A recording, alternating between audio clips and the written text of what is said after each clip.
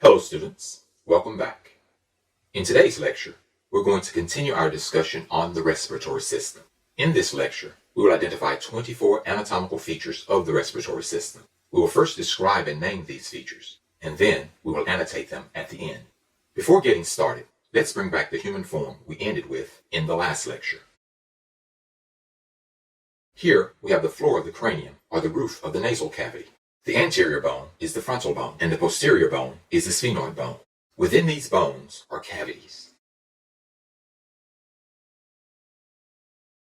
The cavities give resonance and timbre to our voice. These cavities are called the frontal sinus and the sphenoid sinus. Moving down, here we have the nasal cavity. Within the nasal cavity, we have three channels called meatuses. Let's draw these. These channels are the superior, middle, and inferior meatus. Moving down, we have the hard palate and the soft palate. The soft palate is shown as a dark red color. Shown in green is the pharynx, which we identified in the last lecture. In the mouth, of course, we have the tongue. And in the chin area, we have the mandible. Under the tongue, we have a bone which articulates with no other bone in the body. This bone is the hyoid bone. Shown here as the interface between the green and the purple is the opening to the windpipe from the pharynx.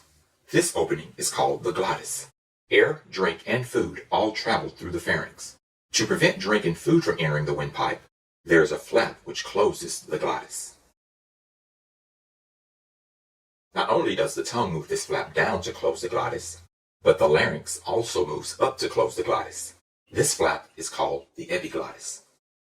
Surprisingly, people who've had their epiglottis removed, an epiglottidectomy, choke no more frequently than before the procedure. At the opening to the larynx, there are two pairs of folds. When air passes through the bottom pair, they vibrate to produce sound. The inferior folds are called the vocal cords. Although two folds are drawn here, only the bottom folds are involved in producing sound. Once food and drink leaves the pharynx, it is directed to the food pipe. Shown as a yellow color here is the food pipe. The food pipe is called the esophagus, which is not actually part of the respiratory system.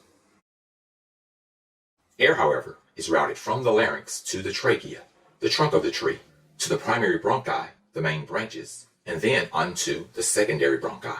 From here, the air is distributed throughout the lungs and passed on to the blood. Lining the wall of the lung cavity and covering the lungs themselves is a double-layered membrane. These layers make up the pleural membrane.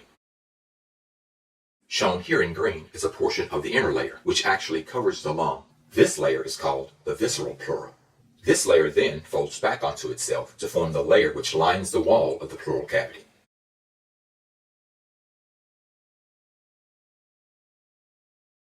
This outer layer is called the parietal pleura. Collectively, these layers are called the pleural membrane or the pleura. Outside of the lungs, forming the wall of the pleural cavity, we have the ribs. There are two muscles which cause the chest cavity to expand and allow us to breathe. The first set of muscles is found between the ribs and lift the rib cage. These muscles are called the intercostal muscles, so named because they are found between the ribs. The second muscle is a large dome-shaped partition separating the thorax from the abdomen. The dome of this muscle moves down, effectively increasing the volume and decreasing the pressure of the chest cavity, causing atmospheric air to rush into the lungs. This dome-shaped muscle is called the diaphragm. These are all the respiratory features that we will identify in this lecture. At this point, we will conclude this lecture by annotating all of the features we have noted.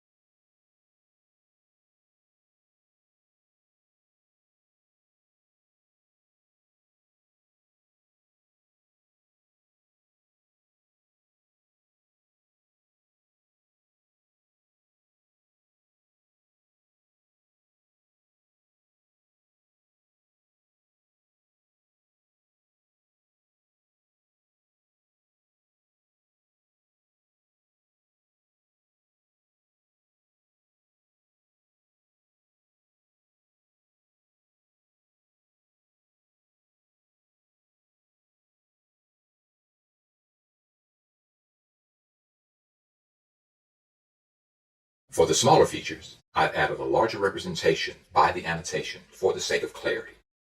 So this concludes our second lecture on the identification of the features of the respiratory system. In the next lecture, we will continue with more of these anatomical structures. I hope that you've learned a lot.